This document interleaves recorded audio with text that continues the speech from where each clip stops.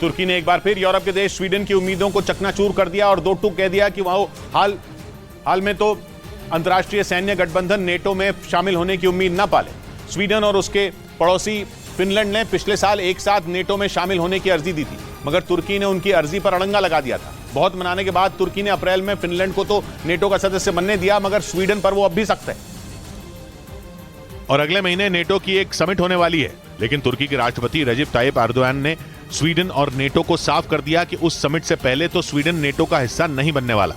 तुर्की का आरोप है कि स्वीडन तुर्की में आतंक फैलाने वाले कुर्द लड़ाकों को पनाह देता है। तुर्की की शर्त है कि जब तक स्वीडन उन कुर्द लड़ाकों पर एक्शन नहीं लेता तब तक वो भी स्वीडन की नेटो सदस्यता पर हामी नहीं भरेगा।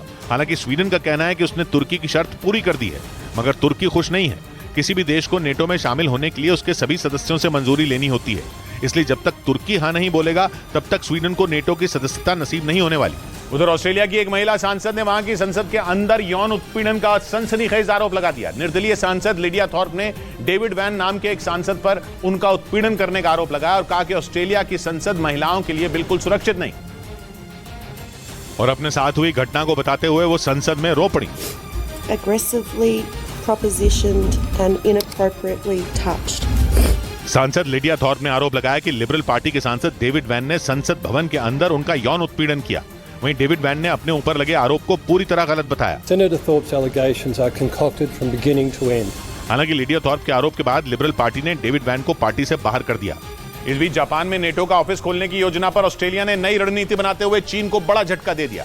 ब्रिटेन के अखबार द गार्डियन की एक रिपोर्ट के मुताबिक ऑस्ट्रेलिया अभी से नेटो के साथ अपनी दोस्ती को और ज्यादा मजबूत करने में जुट गया ताकि चीन की दादागिरी को खत्म किया जा सके।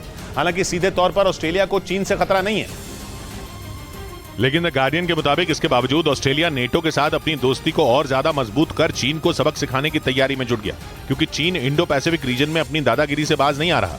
चीन, दक्षिण कोरिया, जापान, न्यूजीलैंड और यहां तक ऑस्ट्रेलिया को भी आंख दिखाने का कोई मौका नहीं छोड़ता। इसीलिए ये देश इंडो पैसिफिक रीजन में चीन को एक बड़े खतरे के तौर पर देखते हैं। और चीन से बढ़ते खतरे को देखते हुए ये देश एक साथ आकर चीन से निपटने की तैयारी में जुट गए। द गार्डियन के मुताबिक ऑस्ट्रेलिया भी नेटो से करीबी और ज्यादा बढ़ाना चाहता है, इसीलिए उसने नेटो के जापान में ऑफिस खोलने के फैसले पर खुशी जताई।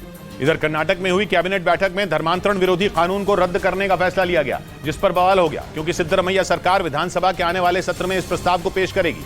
कर्नाटक विधानसभा का सत्र 3 जुलाई से शुरू होगा, जिसमें सिद्धरमैया सरकार धर्मांतरण विरोधी कानून को रद्द करने का प्रस्ताव पेश करने वाली है, क्योंकि कर्नाटक में हुई कैबिनेट बैठक में धर्मांतरण विरोधी कानून को रद्द करने का फैसला किया गया। यह कानून राज्य में पिछली बीजेपी सरकार लाई थी, जो सिद्धरमैया सरकार का फैसला सुनते ही भड़क गई।